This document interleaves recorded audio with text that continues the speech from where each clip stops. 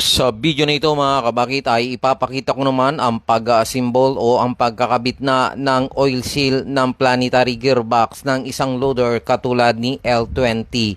Kakaiba mga kabakit ang design ng oil seal ng isang loader katulad ni L20 lalo na kung ito ay nakakabit mismo sa spindle.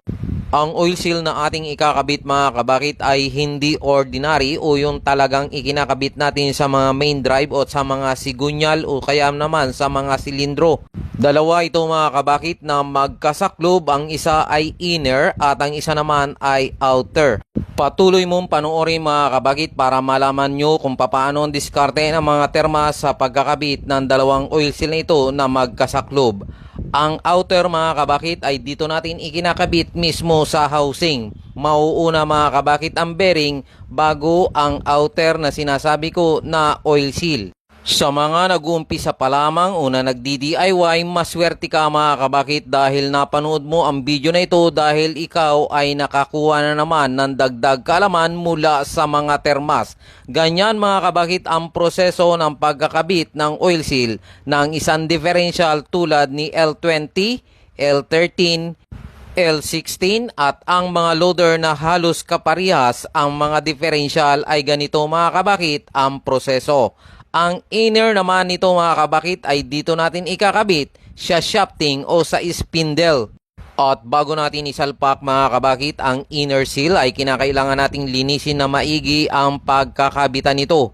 Maging ang magkabila nito mga kabakit na seal ay nilalagyan pa rin natin ng grasa. Ito mga kabakit ay para hindi masira. Kapag ito ay atin ang isinaklob o atin na itong isinalpak ay para maiwasan na mapunit ang mga labi ng magkabilang seal.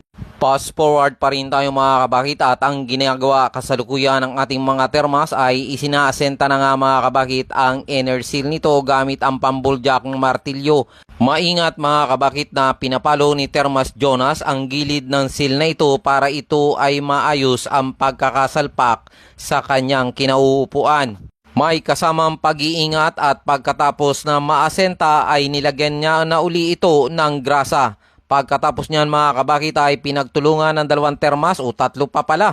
At ito ay kanila nang binuhat dahil medyo may kabigatan ito ay atin ang pagsasaklubin ang dalawang oil seal na aking binabanggit. At eto na nga mga kabakit ay naisalpak na ng mga termas subalit ito ay huminto dahil hindi pa nga ito lumapat. Ang dahilan mga kabakit kaya hindi lumapat ay dahil sa bearing. 0-0 kasi mga kabakit ang clearance ng bearing at ang shafting kung kaya't kinakailangan na ito ay buljakin muli ng maso. At bago paluin mga kabakit ang spindle ay kinakailangan lagyan pa ito mga kabakit ng pangalso ni Termas Joseph para daw hindi masira ang pintura. Hindi naman ako naniniwala mga kabakit sa diskarte ni Termas Joseph dahil ang kanyang pangalso ay bakal din at ang ipinopunsol ay bakal din. Masisira at magagasgas din ang pintura pero pinasasalamatan natin si Termas Joseph dahil ang idea na yan ay para protektahan niya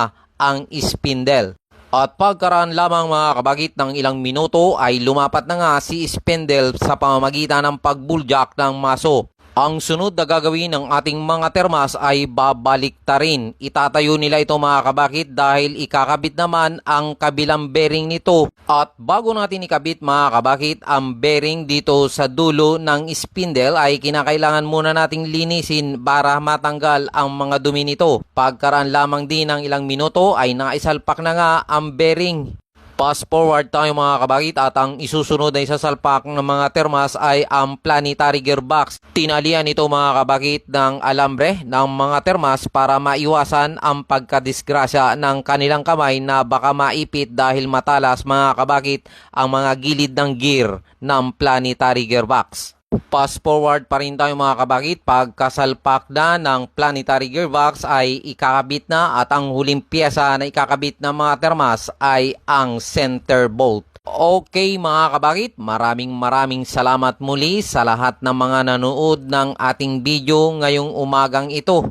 Kung gusto nyo mga kabakit ng updated sa lahat ng mga video ng mga termas katulad ng ating laging ina-upload tungkol sa mga heavy equipment, ipalo nyo ako mga kabakit. Maraming salamat, magandang umaga sa inyong lahat.